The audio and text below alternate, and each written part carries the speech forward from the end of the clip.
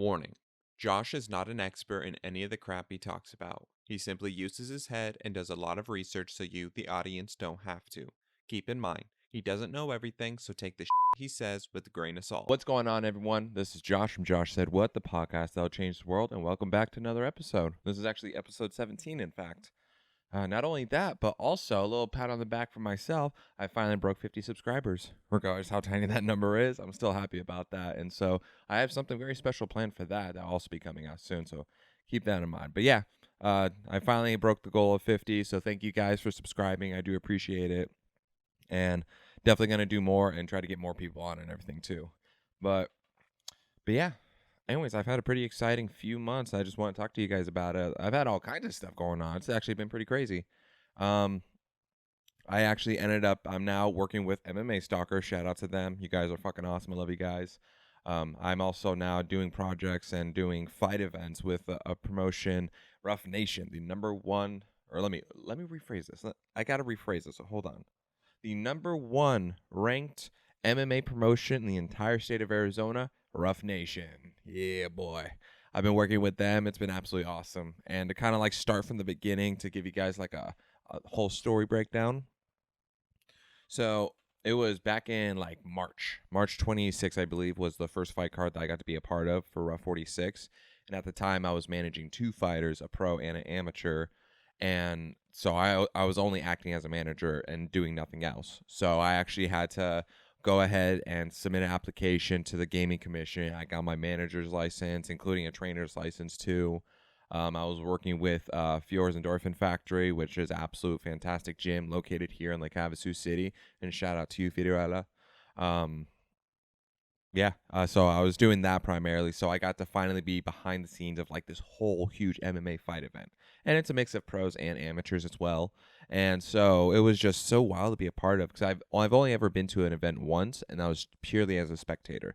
This time, I was behind the scenes at the weigh-ins. That's actually how I met MMA Stalker, because they were doing the tail of the take and photography and everything for all the fighters and whatnot. And that's how I met them and got a connection with them. And then we got to meet like the gaming commission. We were figuring all that stuff out.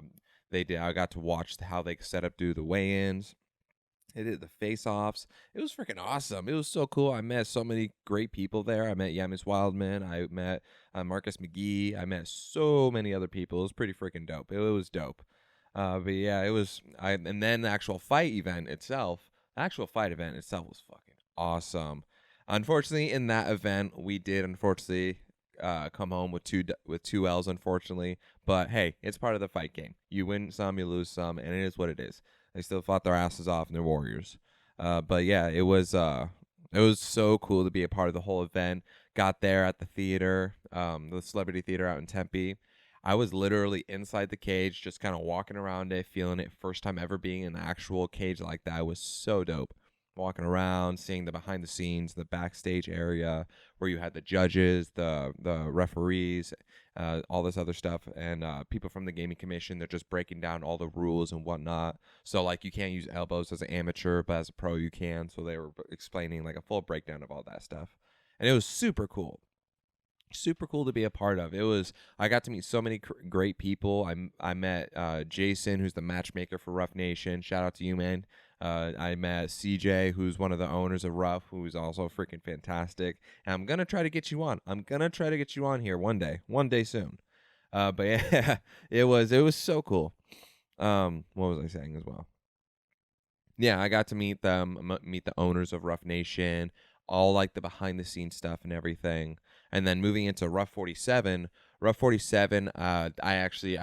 I cut ties with the pro fighter, and then now I'm just managing my amateur fighter, which is Patrick Boffman. I had him on my podcast. I think he was like episode 14, episode 15. No, episode 14. Yeah, he was on like episode 14. He's such a great fucking guy. He's a badass. He's a warrior. He doesn't give up. That's for sure. And so we were part of RUF 47, but this time as RUF 47, I was doing the media coverage. So now that I'm working with MMA Stalker, I was helping them set up photography equipment for the tail to take, doing all that stuff. I had my own separate station where I was doing pre-fight interviews with the fighters. And unfortunately, because it was the first time with the learning experience of trying to do that with like everybody, We didn't anticipate all the sound and the noise from the weigh-ins itself to overpower our microphone, and so, but it's now we'll know next time. But it was still cool. I got to interview all the fighters. I interviewed almost every single fighter. Marky Marcotes, who I had on my podcast, and who was also on Throwing Hands with ASAP Sports Network, which I'm a co-host for. Talked to Marcus McGee. I talked to Yamis Wildman. I got to talk to Terrence Jean-Jacques, which Yamis Wildman and Terrence Jean-Jacques were actually the 2 finalists for the Road to One heavyweight tournament finale. And they and just to give a little background, RUF Nation is actually owned by One Championship, which is based out in Singapore. And One Championship is like one of the top 3 MMA promotions in the entire world. It's like UFC, Bellator, and One Championship are all the top 3. And I talked to all of them, and Terrence and Yamas, they were competing for $140,000 contract for One Championship to fight out in Singapore. So this was a huge event. They had a trophy. They had everything. It was so dope. Rich Franklin was there at the weigh-ins of RUF 47. I even talked to him. I gave him my card. I was like, I would love to have you on. And I was just talking with them, and he was such a cool dude, super chill, and everybody wanted to talk to him too. So he was like all over the place. But I was doing the media coverage for the weigh-ins, got to record stuff and everything. It was so cool. And then for the actual fights themselves, I had to get there like a couple hours early, go ahead and start setting up my equipment, which I actually used my own camera here for the event. And I was literally cage side the entire time for RUF 47. So the octagon, let's say, is right here. I literally stood right here next to the octagon. That was where, right by the entrance where they walk in from. I had my camera. I'd record them walking in, and then I would record them as they're going in, and they're kind of announcing each fighter. I would literally get crowd reaction. I would, when the decision would be made for each fight, when each fight ended, I'd be getting in the cage, go ahead and record it, then hop out of the cage, and it'd just be a constant back and forth. And there was a big crowd from Lake Havasu City, too, because we had 3 fighters that fought on RUF 47. First one was Brandon Elizondo, if I remember his last name. Sorry if I got that wrong. But he fought. He was the first fight. He did lose via decision, but he was still doing good. It was the wrestling that unfortunately caught him, but he was doing good stand up. He was actually piecing up his opponent, too, fairly well. His opponent was just able to utilize his wrestling better. But then we had Devin Ray. Devin Ray, this was his amateur debut, so his first ever fight. And the dude that he fought he took the fight on a week's notice. Not only that, but the dude was a Muay Thai kickboxer, too. That was his background.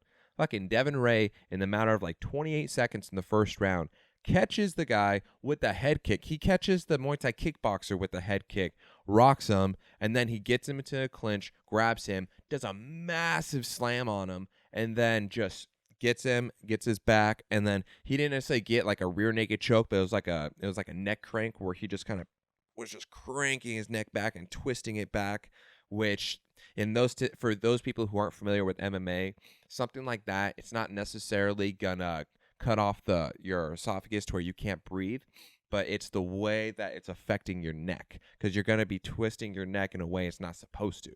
Like, he's literally cranking it like he's going to break it. And so it hurts a lot. I've been caught in that position a lot of times, and it can definitely be painful. And it lingers, too. You'll feel it for a good few days. But he managed to get the W. 28 seconds in the first round for his amateur debut. The fucking crowd went crazy. Everybody from Lake Havasu City were going crazy. There was just such a stacked crowd over there, and it was just so cool. And then we had Patrick Boffman, my man. He fought on, he was the third fight. He fought on Matthew Stanger, which he's actually a really cool dude. He was super chill. I even interviewed him. He asked to be on the show and whatnot. And, I mean, I still would have him on. I wasn't sure if it'd be a little awkward considering that I manage Patrick, and then Matt Stanger, he's his opponent, and also working MMA stalker, like trying to make sure to be unbiased and not playing favoritism or anything. But he's honestly just a really chill dude. After the episode that I recorded with Patrick, Matt actually reached out to him and say, "Hey, dude, I watched the whole thing. It was fucking awesome. I happily 100% agree. Let's meet in the middle. Let's just fucking bang it out. Let's put on a show." And that's essentially what happened. And Patrick actually got the W. It was his light heavyweight debut as well, because before he fought heavyweight. but it was his light heavyweight debut, and then they were kind of going back and forth, but then like towards like 30 seconds in the first round, Patrick caught him with a clean, slick right hand down the middle. The cameras didn't even pick it up. That's how clean and slick it was. Like, it's just all of a sudden, they're kind of near the cage. Patrick has a bit of his back to the cage, and then there's a clean little, just straight down the middle that Matt did not expect at all. And like, a camera's barely pick it up. All of a sudden, boom, he got rocked. He was wobbling, and then he fell to the ground as Patrick started attack. And then it was just Patrick went with just hammering down on him on the ground and pound, just constant hits, and they stopped the fight. So it was a TKO, 45 seconds in the first round. It was fucking awesome. I was so happy for him too. He definitely deserved that win, and he busted his ass. He busted his ass off for it. Excuse the sniffling. For some reason, I have phlegm stuck in my nose. But anyways, it was super cool. Sean O'Malley was there, which was awesome to meet him. He's been one of my favorite fighters for quite a while. I got to meet Jared Cannonier, who just recently fought for the middleweight champion belt. He did lose, but it was a solid 25-minute war between him and Israel Adesanya. Let's see here. Oh yeah, and then a funny thing too, which I've already talked about this on my other two podcasts that I co-host. There's right now there's a beef going on between Marky Mark Coates and Sean O'Malley. I didn't know it at the time when I didn't know before I interviewed Mark that he actually fought Sean O'Malley. So when he told me that during the interview, I was like, oh wait, holy shit, you did? And so I looked back and I watched their fight and everything, and it was actually really close. It was really close. And he was just kind of explaining what was going on there. And then on Sean O'Malley's podcast, he actually brought up and was talking about saying that Mark was like being all aggressive, was shouting or like doing all this extra stuff. And him and his buddy thought that they were going to have to put him in a rear naked choke or start throwing hands and whatnot. And Mark, he admitted that he was mean mugging a bit because he feel like he didn't lose the fight against Sean O'Malley. But he said otherwise. It was just completely cordial. He said that on my podcast. He said that on Throwing Hands on ASAP Sports Network. And I mean, I was there for the entire event as well, and I was like kind of all over the place. And from what I saw, at least, I didn't see anything like that happen. That meat mug and everything. And Mark said he told Sean, he was like, we have unfinished business and whatnot, and he was wanting to call him out and everything. But now they got a little thing going online, which is pretty cool. I just don't want to be kind of in the middle. I think they're both fantastic guys. I love them both, so I don't want to be biased in any way or pick anybody. But no, it was interesting and funny to find out about that, and I didn't even know that he had fought Sean O'Malley. And fucking now, Mark Coates, he's now fighting in Bellator. He's going to be fighting July 22nd for Bellator 283, if I remember correctly. So I'm so happy for him because this is only I think he told me he took like a 2 or 3 year layoff, and then he fought on RUF 47 against Rafael Montini, who actually was training with Henry Cejudo. And he's actually Henry Cejudo's son's godfather or something like that, from what I got told. But Mark, he got his back and he wouldn't let Rafael go, and he managed to get a first round rear naked choke. It was like, I think it was about like 4 minutes in the first round that he submitted Rafael. So it was like, oh shit! And now he's gonna be fighting in Bellator, baby. He's gonna be fighting 283 July 22nd. It's gonna be freaking awesome. I'm so happy for him. Yeah, and then it was all cool. It was so cool, such an epic event, just being a part of it and doing the media coverage. I was helping them like set up some of the banners across the theater, doing all kinds of stuff. I was literally just walking around the whole crowd area, just kind of recording the entrance of everybody coming in and out. Funny enough, pretty funny story. So at RUF 46, there's a point where I had to leave the theater and go back in, and I have a special band to let the security know that I'm a crew member, that I have access to come in and out as I need to. But the guy stopped me and was like not letting me in. I'm like showing him the band. He's like, I don't know what the band is. And so I'm straight up telling him, I manage 2 fighters. I'm part of the event. And then he finally let me in. But then this time around, what was it? I went all the way outside, and I started from the very back of the line, because the line to the theater was like we're stretching around. Started there, and then with my camera, I just started going through, just recording all of it. And then as I was going through the check-in station where the security guard is at, I just simply, while still recording, held up my my crew pass, and they were like, okay, we got you. It's like, okay. And so I just kind of like went through, and it was like nothing happens. So I was like, okay, there we go. Yeah, but it was pretty hilarious. Yeah, and then after that, I went to the after party too for RUF 47. Marcus McGee was there. He was celebrating his first round win, which was a pretty fucking vicious knockout. Like the dude that he fought was the veteran and had more fights than him. I think the guy had like maybe 10 and 11 fights under his belt.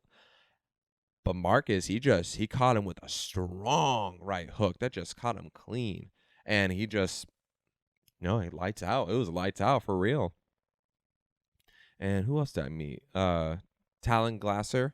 He was actually he fought as well. He fought Adam Ortiz. I actually talked to them both. They're both super cool dudes. Super cool dudes. The Talon's nickname is the Talon, and dude, it's that for a reason. He does have serious talent. He unfortunately did lose this fight, which was his first loss in his both amateur and pro career, if I remember correctly.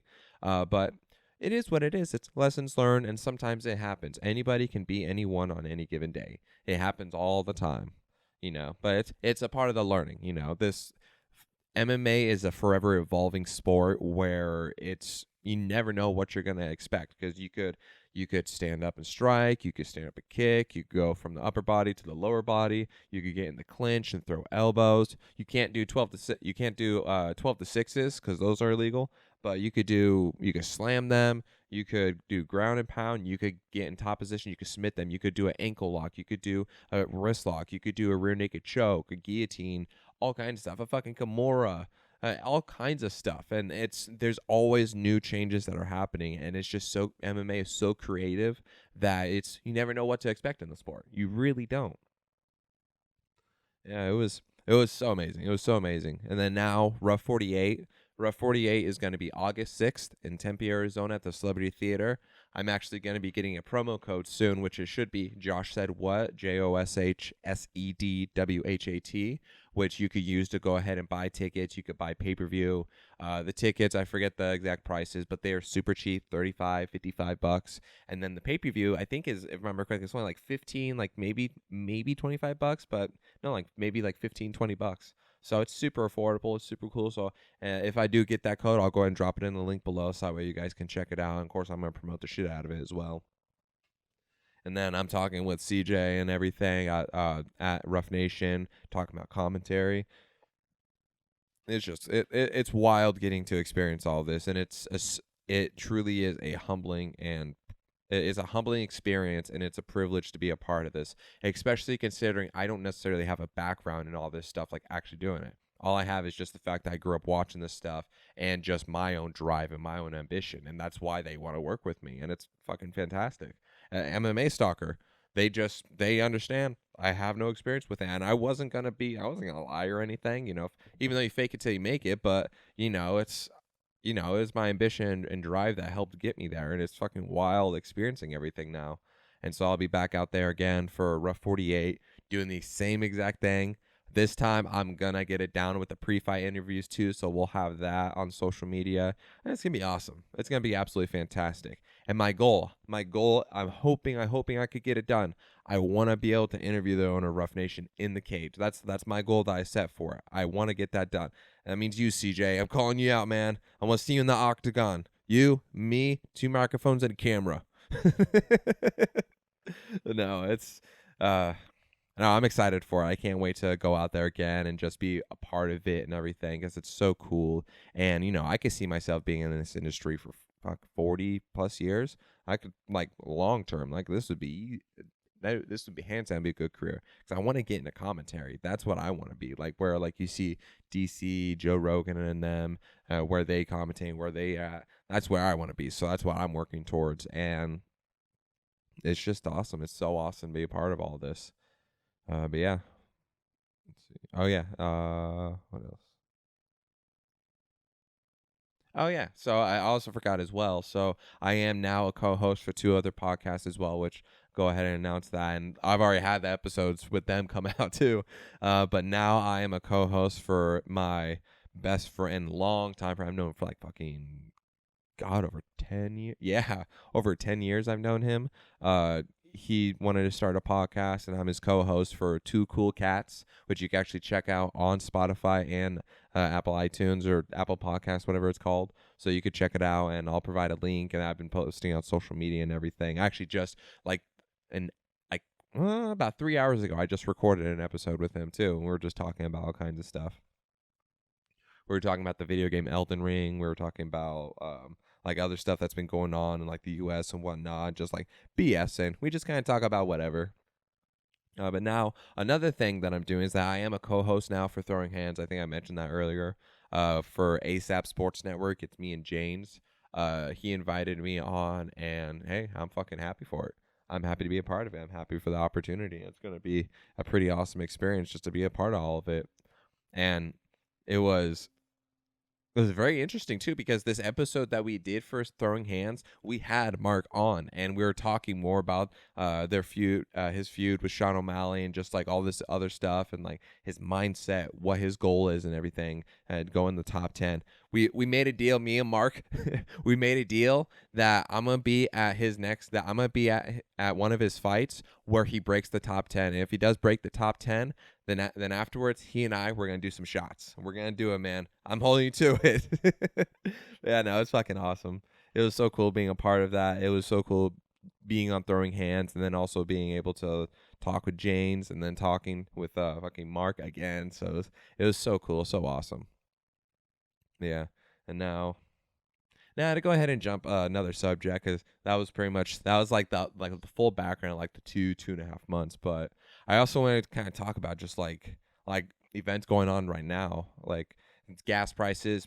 Fucking perfect example. It's just so what a lot of people don't know, and I forget the name of the CIA director, but he was a former CIA director in the 90s, or like late 80s and then 90s as well. And him and this one other woman who runs an international organization for workers' rights, they wrote a dissertation actually talking about OPEC, which is a Middle Eastern organization, or it's a coalition of Middle Eastern countries, and they are basically the biggest monopoly, oil monopoly in the entire world. They have so much reserves that they can quite literally cut their prices in half, take the losses for like a good like 3-4+ years, and just in that time, all other competition just trying to keep up with with their prices, they end up going bankrupt and then getting bought out by OPEC, which that's the exact definition of a monopoly, or if you want to call it oligopoly or whatever, since it's multiple nations together. But the gas prices, that's what happens when we have to get our gas from overseas. So it's like a very big issue, which of course we have to look at the environment and everything. We have to make sure we're not just like fucking up Mother Nature even more than we already have and everything. But based off like my reading and everything, and I read all kinds of stuff. I read textbooks. I don't read fiction.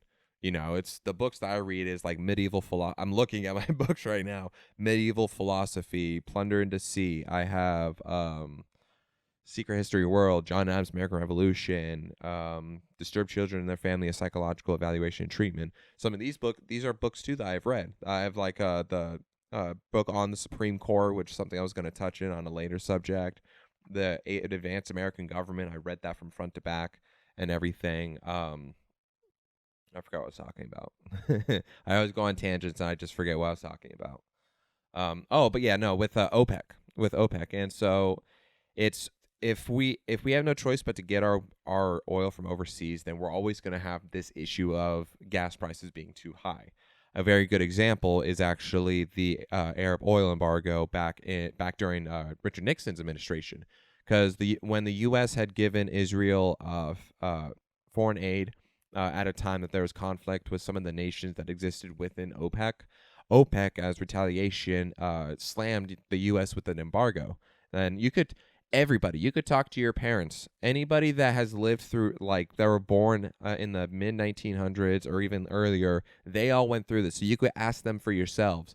Gas prices was out the ass. You could, on certain days, like Monday, Wednesday, Friday, only odd number license plate numbers could get gas, and then the other days, even number could get gas. They had to they had to limit how much gas they could distribute because so many people were stealing it. People were literally stealing gas from gas stations. They were siphoning gas from people's cars during the Arab oil embargo because gas prices was just raging out of control and everything. And Richard Nixon, he tried to initiate a fixed pricing on it, but that's not how economics work, because fixed pricing is a property and an element of of an economy that exists within a socialist government. But fixed pricing doesn't work at all, because what happens is that the way that the price and the demand works is that the higher the price is, the only way to counter the high price is to lower the demand. And then when the demand is lowered, the price in order to sell has to lower as well, or else they're just going to lose money on this. But if the price is high and if the demand is still high, then it's not going to work at all. The higher the demand, the increase in price, the lower in demand, the lowering in price. And that's just how economics work. So Richard Nixon tried to initiate fixed pricing, which just made it worse. And it was just the only solution at that time was to carpool, drive less, ride your bike, walk more. That was the only way to do it. And that was more so on a societal level that we had to do that on. And the government, they could offer incentives to where they could give you vouchers or like discounts if you use public transportation and all that stuff, which is an incentive-based thing that is a positive thing in those types of situations. So like in this time now, the only two real ways that I could see that this gas issue can be resolved is if we become independent again, where we get our gas and oil from the U.S. or from our own territory and nation. Obviously, have it to where it is properly regulated and stabilized. That's not truly harming the environment, and there's no toxic waste or anything like that. But make it to where we're more independent so we could handle our own pricing. We don't have to go based off of overseas prices that ends up costing us more money, because that's what's happening now as a result. Even if it takes like 2 to 3 years for like that pipeline to be built, for example, at least then we'll have access to independent oil. But other than that, we become purely electric. But at the same time, that comes at a cost, because in order to run those electric companies or these fucking monopolies in electricity, you use fossil fuels to be able to run and to produce that. There are natural ways yet, but the natural way still isn't advanced enough yet versus using oil or fossil fuels. And then at the same time, look at lithium mines. There's also very, very strong backlash as well to lithium mines as well, because what it does to Earth itself, and the fact that there were certain properties with the lithium ion as well that could also be very hazardous and toxic waste, if I remember correctly. And it's a catch-22. So it's just find the balance. But obviously, we need to work towards a direction where we don't have to be dependent off of oil, because what the dissertation that I read, what it pointed out was that we need to look at a source to where we can have alternative fuel source to where we're not relying on oil industry, and so that the American people and the chamber or the basically all the traffic, all the driving, and all the whole automobile industry in the U.S. It will, as soon as we become independent and have our own source of fossil fuel or like fuel source, we don't have to rely on oil or these other nations. Then it's going to save us so much money, and our automobile industry will no longer be abused that it's been for so long. So you've had former presidents that have actually asked for OPEC to raise their prices just so that way it could balance out our economy and our gas prices. Like, even I think it was George H.W. Bush, who one of the presidents that actually asked that. But yeah, it's just the only real way to like solve. I would just say, based off all the stuff that I read and research, the only like two legitimate ways currently to solve this gas prices on a short-term basis, because there's a difference between short-term and long-term, is to carpool more, offer incentives to use public transportation, walk more, use alternative sources like scooters, bikes, skateboards, or whatever, in order to lower the demand and to allow the prices to drop as well. And also, I believe, if I'm understanding correctly as well, the conflict between Russia and Ukraine does also play a factor in the rising in cost. Because also, too, since we have the U.S. that's pretty much allying with Ukraine, Russia is allies with OPEC, and so Russia can collude with OPEC to go ahead and slam us with higher oil and gas prices, which is what we're experiencing now. So that's another factor. But we need to limit how much driving, how much consumption of gas, and lower the demand. And then what was the second one again that I was going to say?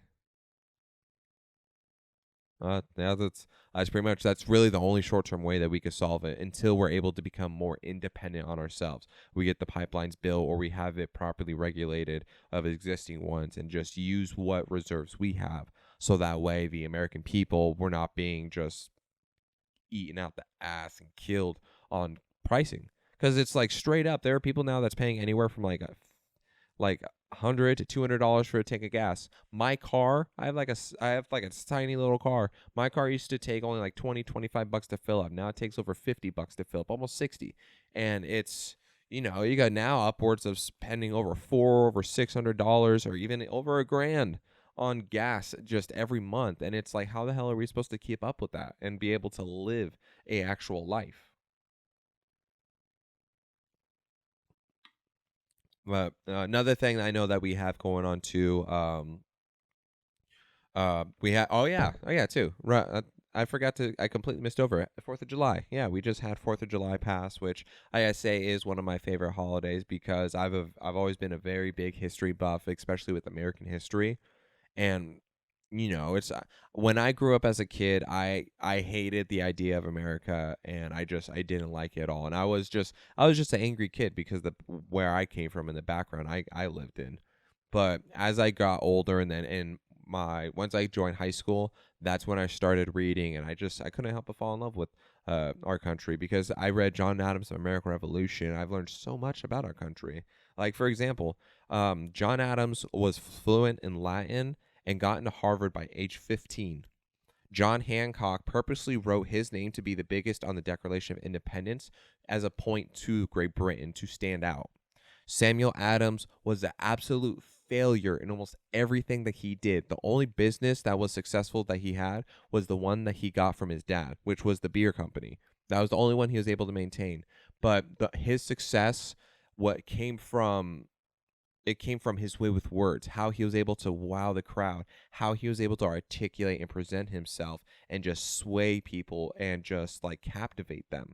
And it just goes to show in America, no matter what, you could be a failure at everything, but there will always be something you could succeed at. And you just got to stick your nose to the grind, work for it, and just, it's everybody has something that they could succeed at, hands down. And you just got to figure out what that niche is for you. What else? We didn't even declare independence on July 4th. It was actually on July 2nd. That's an interesting fact for you guys.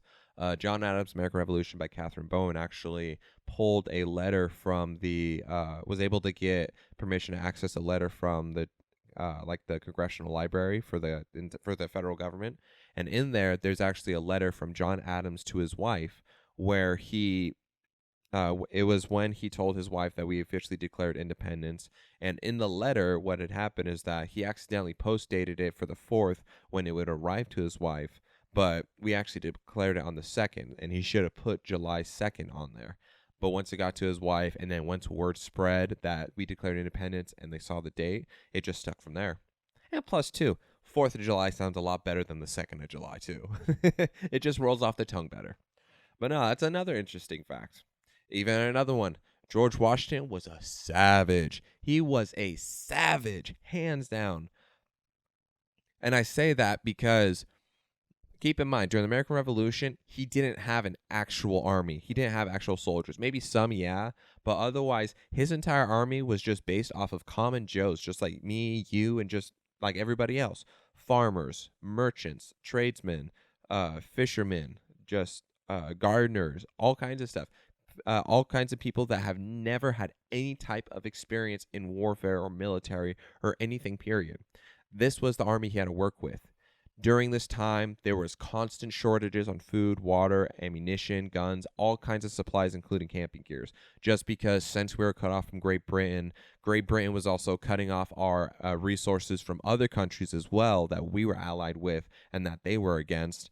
And so George Washington was always limited on supplies, but he also had an issue that these soldiers, they would steal food, they would steal water, they would steal medicine, they would steal ammunition, they would steal guns, they would abandon their post. And if you're a part of a military family, if you've ever been in military or anything like that, you know first off that when you're in an actual conflict and your actual state of war, there's, say for example, there's 3 of you and you're posted up and there's gunshots, there's just open warfare happening right in front of you. If 1 or 2 of those guys bailed, well, guess what? You are now by yourself in open conflict and you could guaranteed die.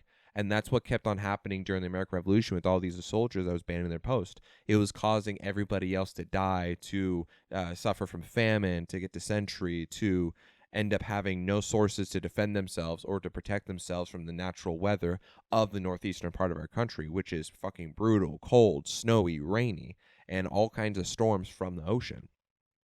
And so George Washington literally had no choice but to issue out orders that if anybody is caught stealing anything at all or abandoning their posts, they are to be shot on sight. That's how bad it was. And I don't say that as a mean to be like he was a cruel dictator or a tyrant to it, but that's how bad it was. You know, until you've actually been in the military, and I'm not saying I've been in the military either. I've known and talked and heard so many stories from all kinds of people from all walks of life that have served and all kinds of stuff. But you need reliable soldiers, and people stealing and fleeing can lose the war entirely, and that just we wouldn't have anything that we have today.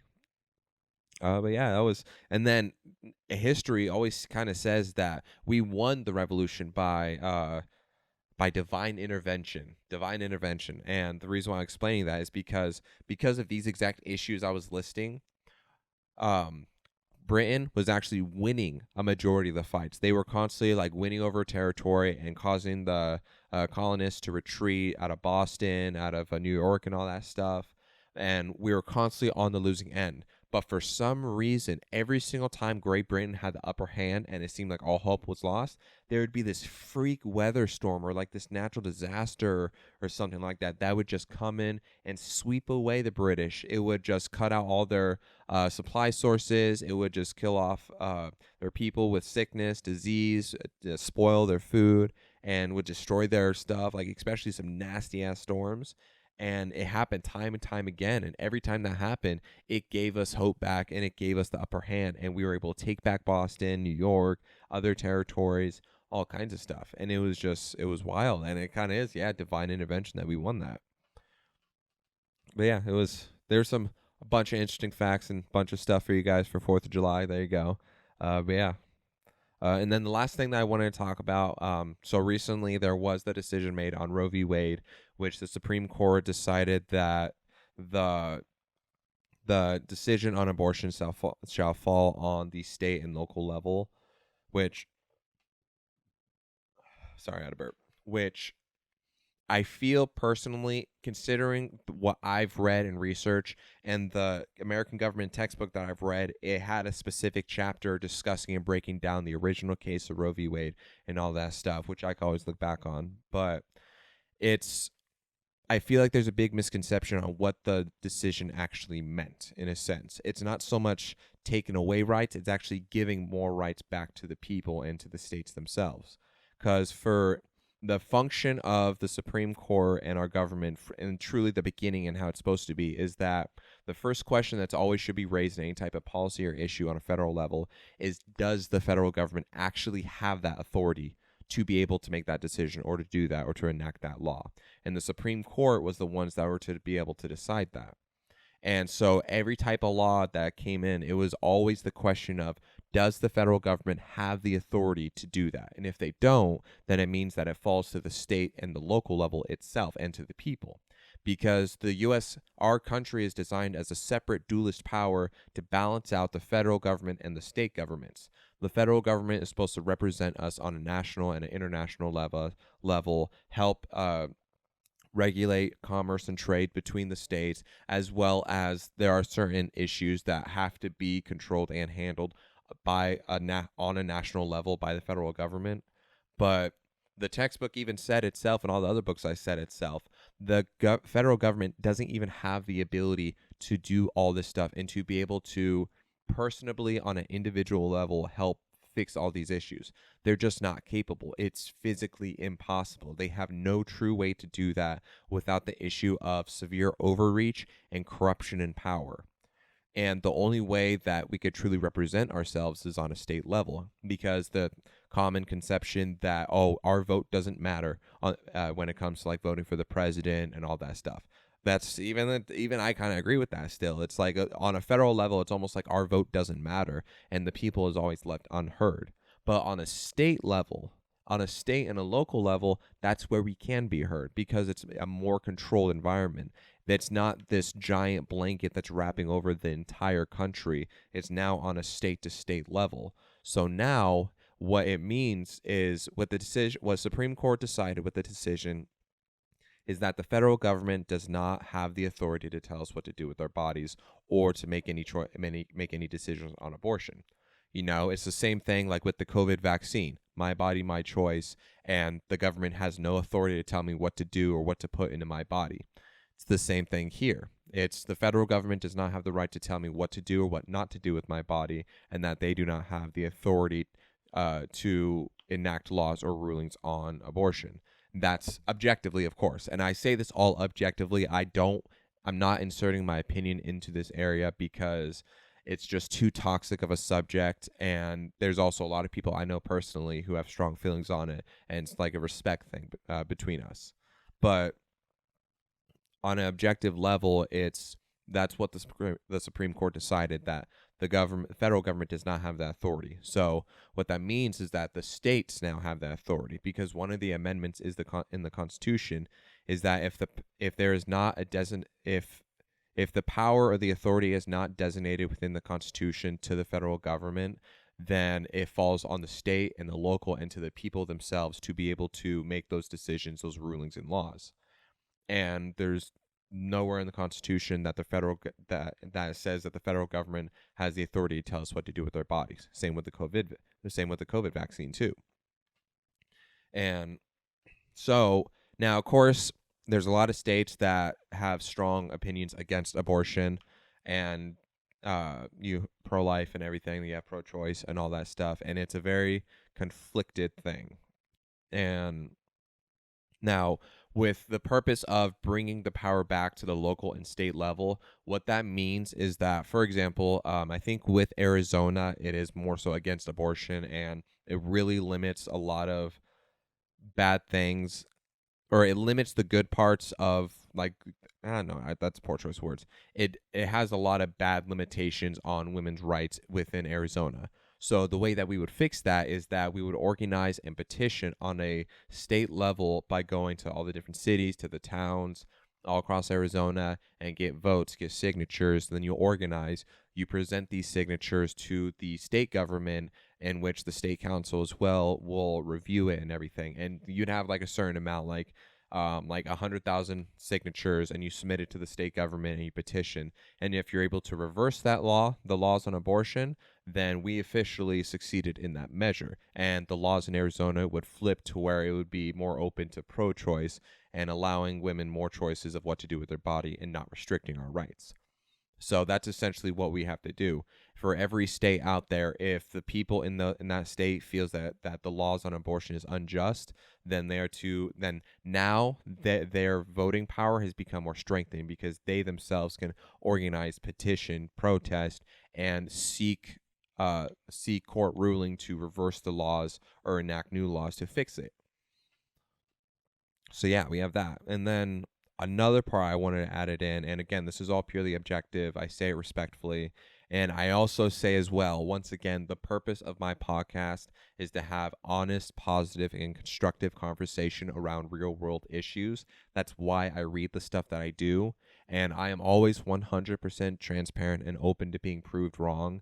At the end of the day, I am my own echo chamber. And until I am able to properly disperse and share this way of thinking or this knowledge or what I know with my peers, and then based off the feedback of that, only then will I be able to figure out what's right and what's wrong. If I say something bad on accident, or if it's like an opinion that people really don't like or a belief, if the people themselves does have a fair argument, then okay, yeah, I'm in the wrong, or I'm wrong. But if it's just the crowd being unfair or the people being unfair and it's nothing wrong on my part, then that's how I have to disseminate and receive the information and interpret my way. But again, I want to be able to have positive, constructive conversations about issues like this, so that way we can find legitimate solutions to this. And so what I wanted to say in particular with this subject, which, let me take a drink of water, is that there's a term that I know called anarchic truth. Anarchic truth was coined by one of the very first female philosophers that existed during like ancient Greece, like Plato, Socrates era. I wish I could remember her name. I lost the book that I was reading on her about, but anarchic truth basically means that there is a potentially infinite number of truths for any given subject, topic, or thing in existence. So it's not just one specific thing that's true across the board and generalized. It could be multiple things.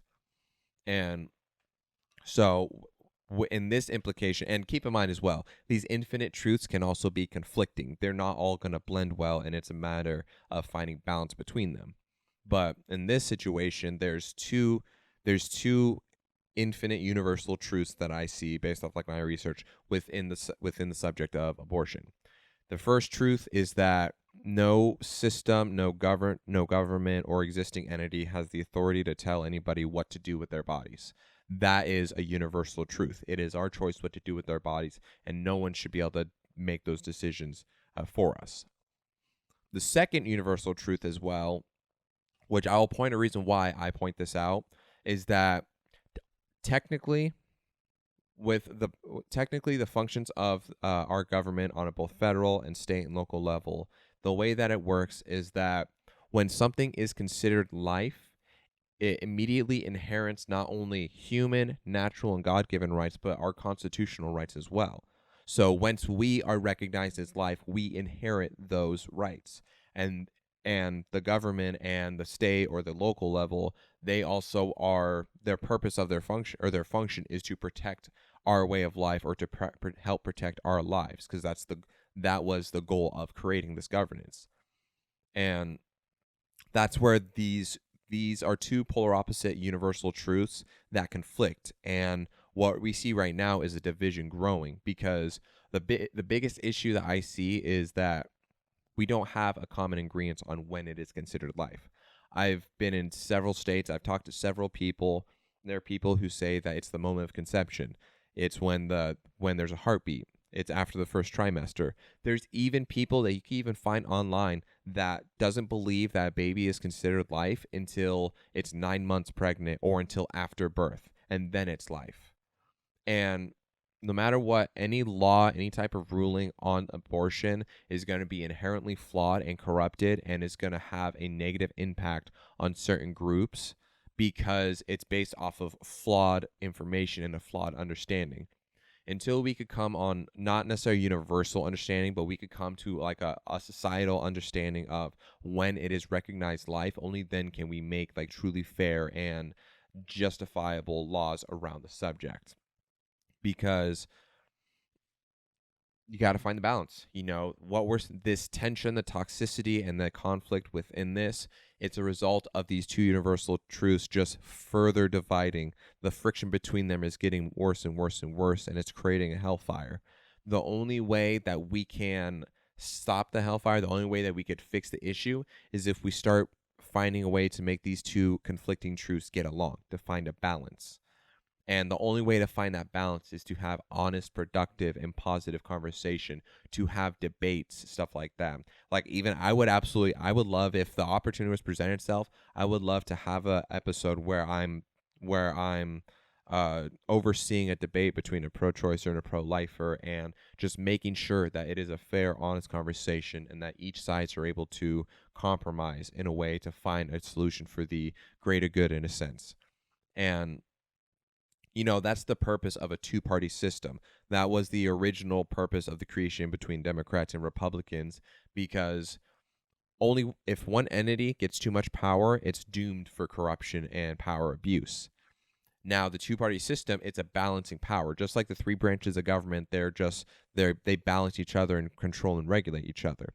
The two-party system does the same. In order for us to come together and find solutions for especially serious issues like this, we have to be able to compromise, which means that both sides have to make sacrifices in their arguments and with everything that they want in order to find a solution so we could cohesively live in better terms. And there's not so much conflict and need to hate and attack people.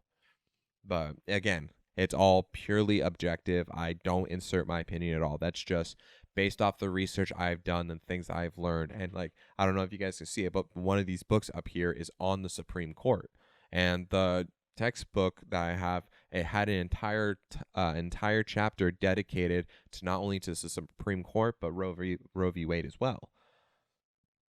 And I'll probably more than likely too just like add a little video snippet of this showing me flipping through the pages, like all my highlights and everything that I put in it. Yeah, I want to emphasize all I care about is honest, positive conversation. I have no interest nor need to harm or like negatively influence or manipulate people.